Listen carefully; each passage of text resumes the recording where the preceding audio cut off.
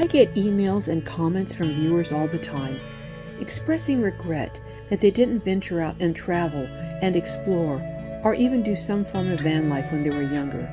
Many of these remarks come from individuals who are seniors in their late 60s, 70s, and beyond. Sometimes health concerns are the reason they can't do van life now, sometimes finances, or sometimes simply the fear of the unknown. In this video, I introduce you to Sheryl, a 72-year-old woman who, despite significant health challenges, bought a Chevy van and built it out and is starting to plan future adventures. During our conversation, Sheryl said to me, "If you don't live your life now, when are you going to do it?" That statement really resonated with me and got me to thinking about the limits we often unnecessarily put on ourselves. Maybe it'll prompt you to start thinking about the same thing.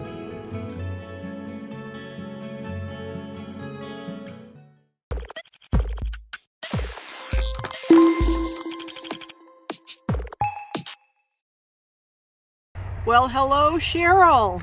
Hello. How's it going in your new home on wheels?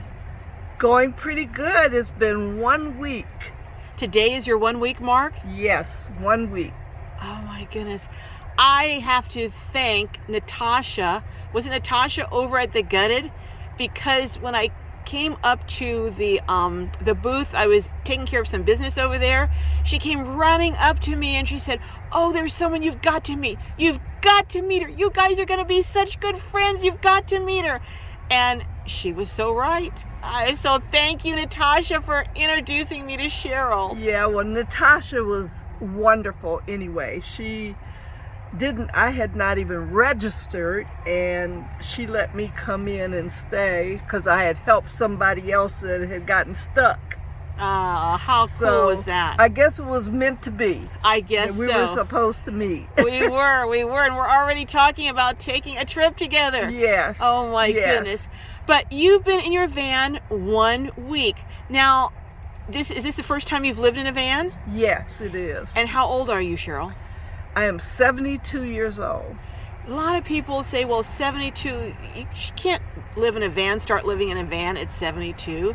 What would you say to that? I say, yes, you can. I say that you can do anything if you really want to do it.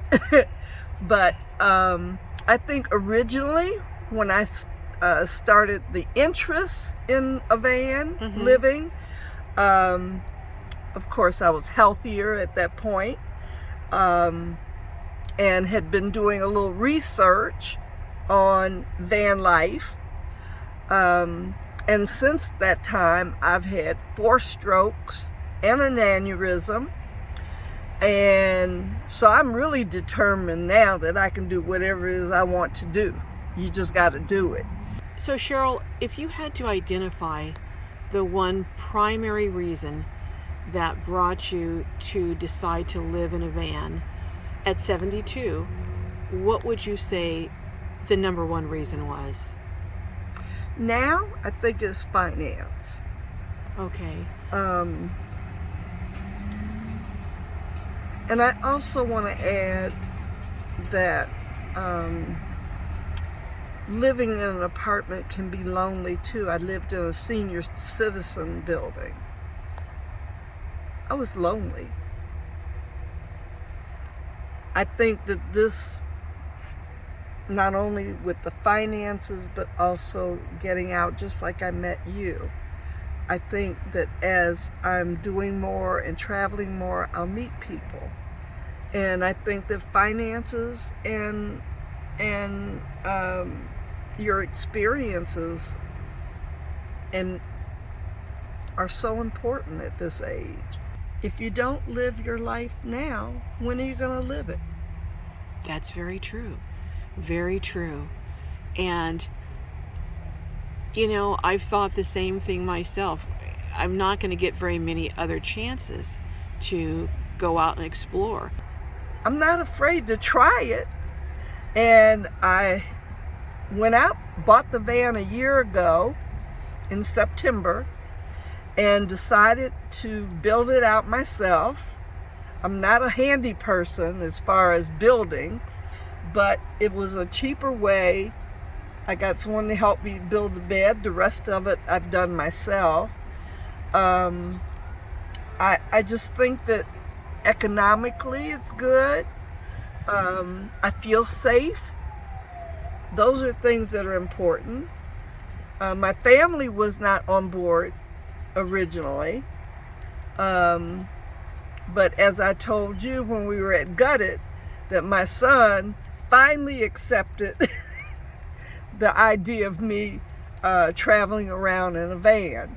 And you were telling me, I saw, because when you were telling me initially that your son wasn't really on board, you were really kind of down about that. Yes. And then when you shared it with me, you were so really overjoyed, even though you said, I don't need his permission, but just having his support meant so much to you. Oh, absolutely. Well, our family is still family. Right. No matter where you live, whether it's in a house, sticks and bricks, in your vehicle, wherever it is, you want your family to support you, I thought what was so touching to me was you said he had told you, Mom, we really just ultimately want you to be happy.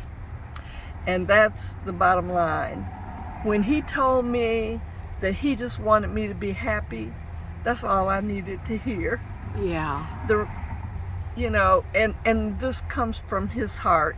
He has MS, so he struggles, and he knows what it's like to have to struggle, and he's concerned about me. He wants me to be safe. Speaking of safe, I saw something that you did over here, and it's similar to something I'm going to show in another video, but your door hooks over here. You have these door hooks that you put on, and they just actually latch on to a hook over here. You got this at Home Depot. Mm-hmm. And you put those on your back door also? Yes. Okay, that is so cool. And I was touching them, and they're very sturdy. Yeah, they are. And it just took a drill. I didn't do it, but I hired somebody to do it, and he drilled it in. And it's sturdy enough that I think that if someone yanks the door open, they're not going to be able to open it right away. And it gives me time to make an adjustment, to either get into the driver's seat and drive off, or all my other ways of protecting myself. Okay. We won't go into those, but you've got other ways. Yes. We'll just say that. Okay. So let's see some of your build. Now, your bed, you said that you did that yourself with just a little bit of help from another female friend? Yes, I had help. Mm-hmm.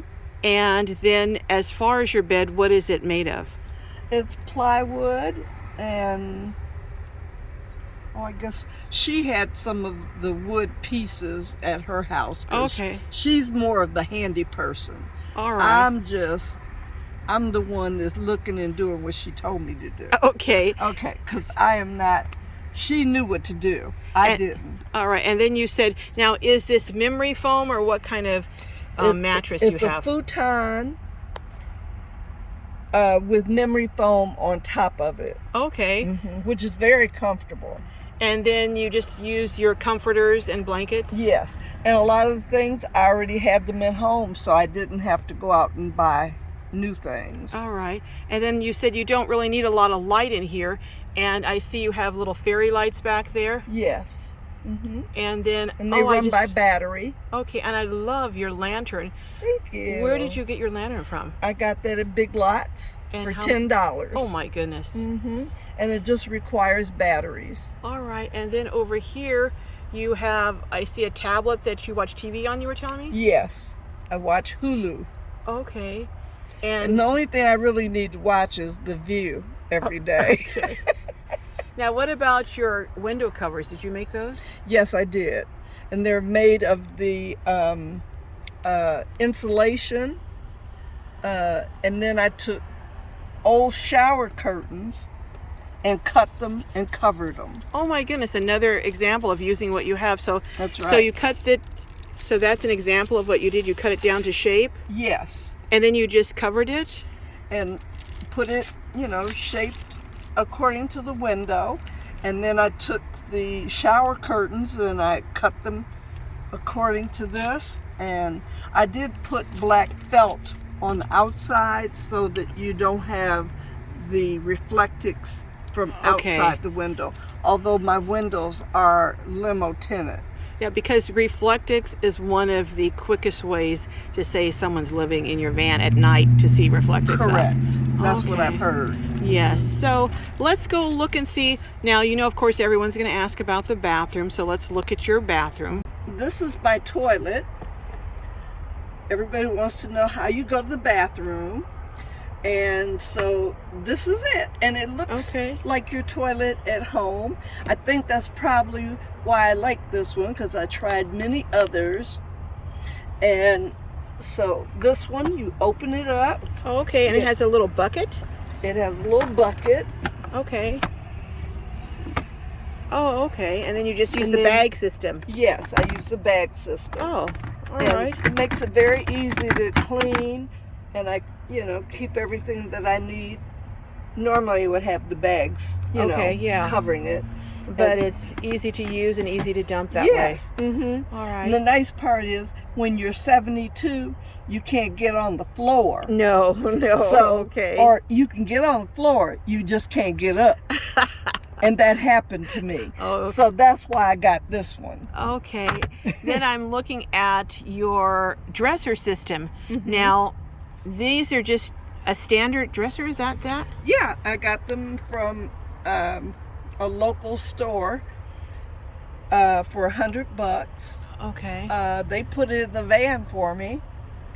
And then this is separate from the dresser. Okay. Now, as far as storage, you also have, I see, what are these down here? I have an ottoman. Okay. And then I see you have over here a second ottoman. A second ottoman. And I keep kitchen items behind the driver's seat. Now, you shared how you use the bathroom. How do you keep clean in here? Well, first of all, I have a Planet Fitness membership, and it's close by the areas that I stay. But other than that, I have a sink. Okay. Oh, you have one of these collapsible sinks. I have a collapsible sink. Okay. And I have my water. Let's look at your water. Where's your... Here's my water. And here's my collapsible sink. And I fill it up with water. And of course I have what every other van lifer has, which is your... Oh, baby wipes. Baby wipes. Infamous baby wipes. One last thing, people are always wondering about power. So how do you power, for instance, your USB faucet? I saw, it looked like you had, is that a Jackery over there? Yes, it is. And what size Jackery is that? This is a 300. And is that ample for you right now? No. No? No, I do realize that I need to upgrade, or at least buy an additional, probably a middle, I think it's 500. A 500 watt. Do you have solar panels at this point? No, not yet. So you're just charging it off your car battery? Yes. Okay. Yes. Are you planning on getting solar? What is your plan? Yes, I do plan to get solar. I'm not quite sure what to get. Okay. But I'm sure with all my new van life friends that someone will kind of guide me in the right direction. That's the great thing again about this community is people step up with assistance, guidance, suggestions, just like Lady Bug Out did with the faucet for you. Yes, yes. So what are your plans? Well, is it too new to have plans, or what do you think your plans are going to be over the next month? Well, over the next month, I have a few things that I need to close out in my hometown area. Okay. In the meantime, I'm adjusting to being and having this newfound freedom, if you will. So you're in the honeymoon period right now. I'm in the honeymoon, and of course I go to San Diego quite a bit because my children live there. Okay. And they like that idea because then I can stay in my van and still be there and not, impose upon their space. Right. But I think in the next month or two, I want to make a trip up the coast, Highway 1. Okay. That's the one thing I really want to do. Well, you're going to be hitting your bucket list, and you know what? We're going to check back because we're going to take a trip together. And will it be all right if we interview you, or if I interview you there and get an update? Sure, absolutely. You'll probably get a lot more information because I'll have a lot of life to live between now and January. That sounds good. Thank you so much, Sheryl, and we will look forward to finding out if you have any regrets, any suggestions, and what your experience has been as a very new nomad for the first time. See you later down the road. Okay, see you down the road. Bye-bye.